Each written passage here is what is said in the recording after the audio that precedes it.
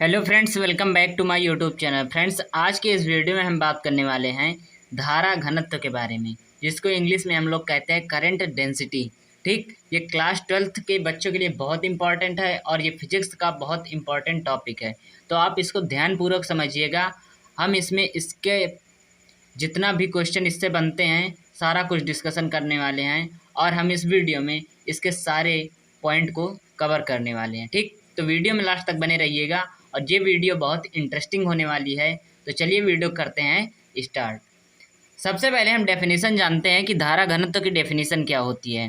ठीक, तो यहाँ पर देखिए, किसी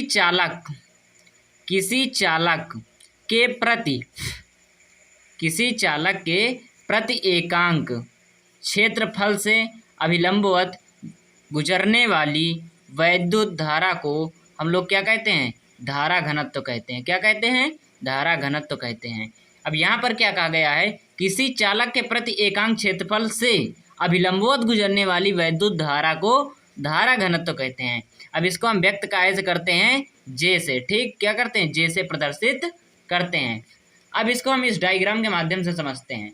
अब मान लीजिए क्या है कि कोई यहाँ पर एक चालक है। ठीक, यहाँ पर एक क्या है? कोई चालक है। ठीक, तो ये क्या है? इसका एक सिरा है और यहाँ से जितनी भी वैद्युत धारा इसके क्या होगी? अभिलंबवत, मतलब लंबवत इसके गुजरेगी। ठीक, एकांक क्षेत्रफल से।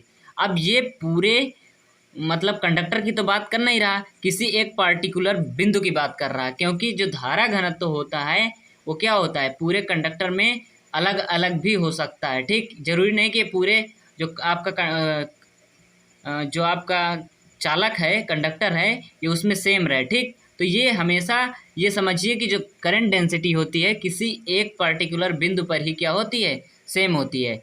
और ये बाकी ये पूरे कंडक्टर में सेम नहीं होती है, ये हमेशा क्या हो सकती है? भिन्न भी हो सकती है। ठीक, तो ये पॉइंट आप लोग इसको ध्यान में रखिएगा। अब इसके आगे समझते हैं यहाँ पर क्या कहा गया है, देखते हैं हम लोग। यदि किसी चालक में, मान लीजिए कोई कंडक्टर है, अगर उसमें जो धारा प्रवाहित हो रही है वो क्या है? आई हो।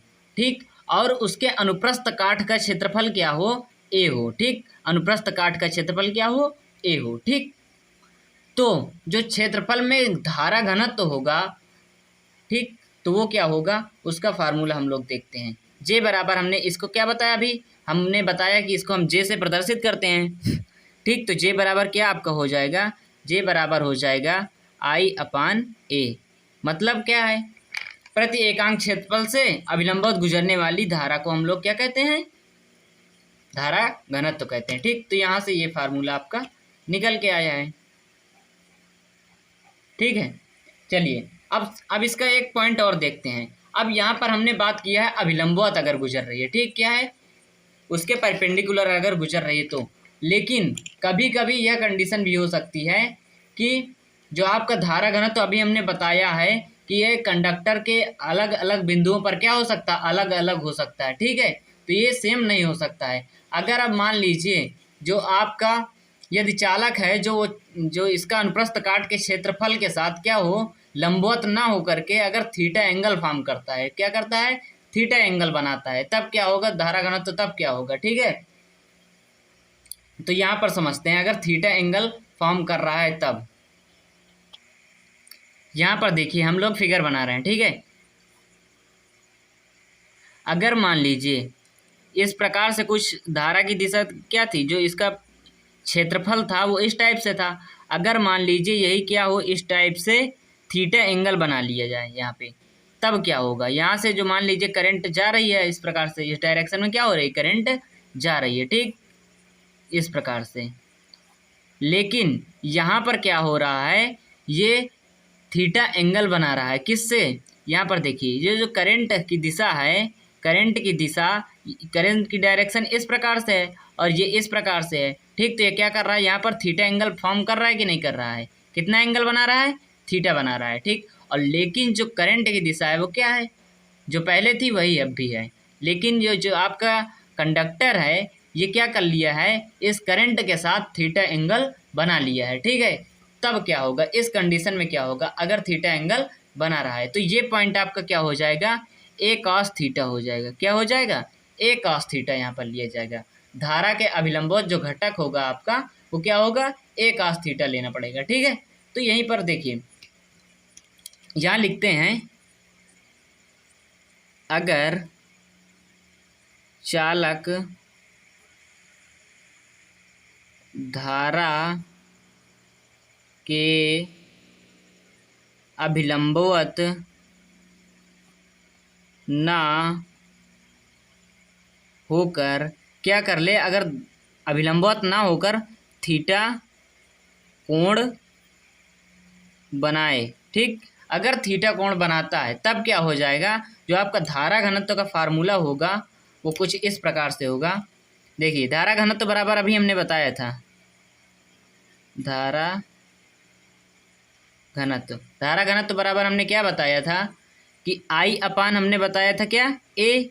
तो यहाँ पर क्या हो जाएगा, आई अपान हो जाएगा, यहाँ पर हो जाएगा ए कॉस थीटा। ठीक, क्या हो जाएगा, ए कॉस थीटा। अगर मान लीजिए हम क्या निकाल रहे हैं, आई निकाल रहे हैं, क्या आई यहाँ से अगर हम निकालें तो यहाँ पर क्या हो जाएगा, जे हो जाएगा और यहाँ पर ए कॉस थीटा हो जाएगा। ठीक है, अब मान लीजिए अगर हम इसको क्या करें, वेक्टर फॉर्म में लिखते हैं तो यहाँ पर ये आई आपका क्या हो जाएगा, जे वेक्टर हो जाएगा इंटू ए वेक्टर हो जाएगा। ठीक है, तो यहाँ पर हमने इसका दूसरा पार्ट भी देख लिया, क्योंकि ये क्वेश्चन भी कभी कभी पूछा जाता है। तो हमने धारा घनत्व को समझा कब, जब इसके अभिलंबवत धारा प्रवाहित हो रही हो, किसके, कंडक्टर के।